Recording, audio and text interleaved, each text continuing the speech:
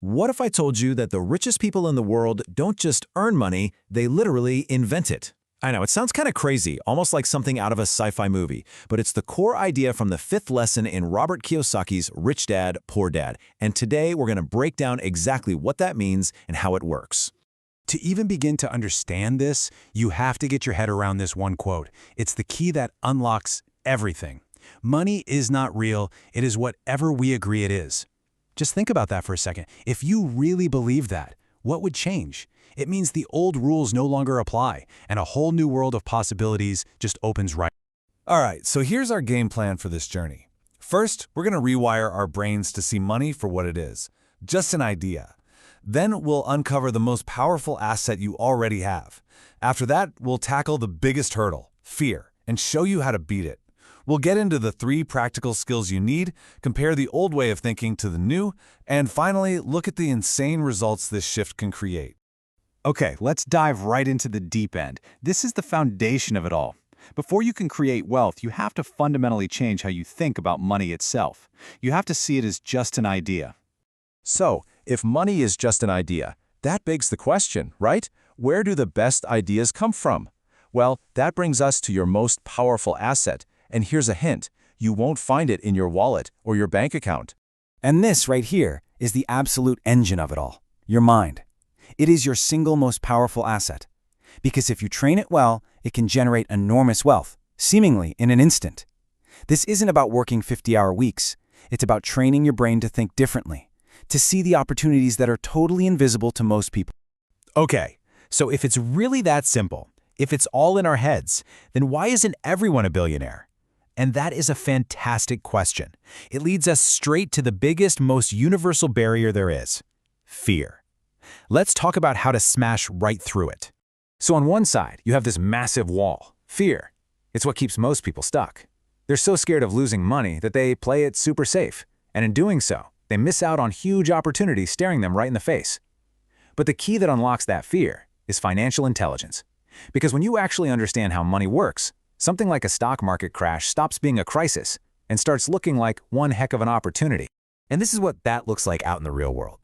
It's not always the person with the highest IQ who gets ahead. It's the bold. It's the people who have the confidence to make a move when everyone else is completely frozen by doubt and uncertainty. That confidence comes from knowing the game. All right, we spent a lot of time on the mindset stuff, which is absolutely crucial. But a powerful mind needs the right tools, right? So let's shift from the why to the how and break down the 3 practical skills you need to actually start inventing money. It really just boils down to these 3 core competencies. First, you've got to develop the skill to spot an opportunity that everyone else is overlooking.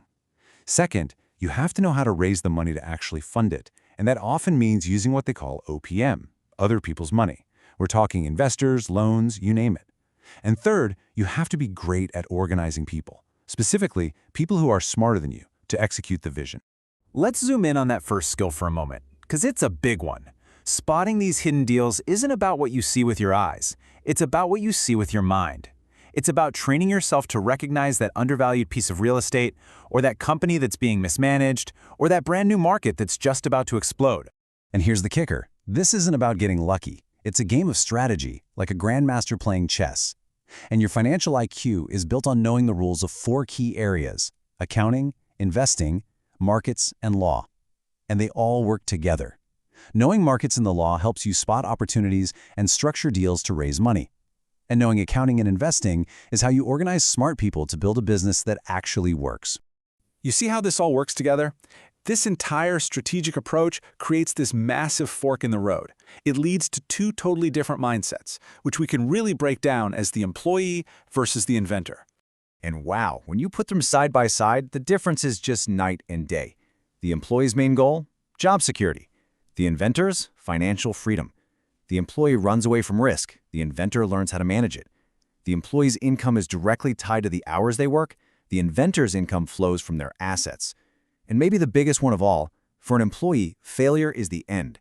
For an inventor, failure is just feedback, a lesson learned on the path to success. So, after all this, what's the actual payoff? Why go through all the trouble of thinking like an inventor?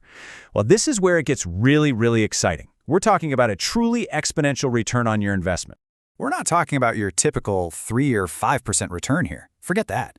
We're talking about a massive multiplier effect. Think about getting a 10 times return, not over a lifetime, but from a single, well-executed deal.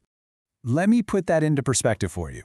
An inventor, using their financial intelligence, can take $1,000 and turn it into $10,000, sometimes really quickly. Now, for the average person to get that same $9,000 gain just from saving, that could take them 20 years. This is about using speed and strategy, not just grinding it out over time.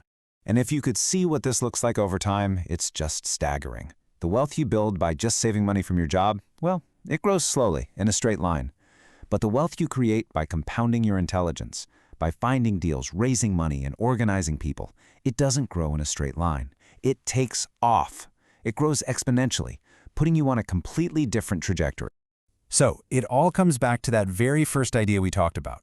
Your mind is without a doubt your greatest asset. It is capable of creating enormous wealth, almost out of thin air. And so the only real question left is this: what will you build with it?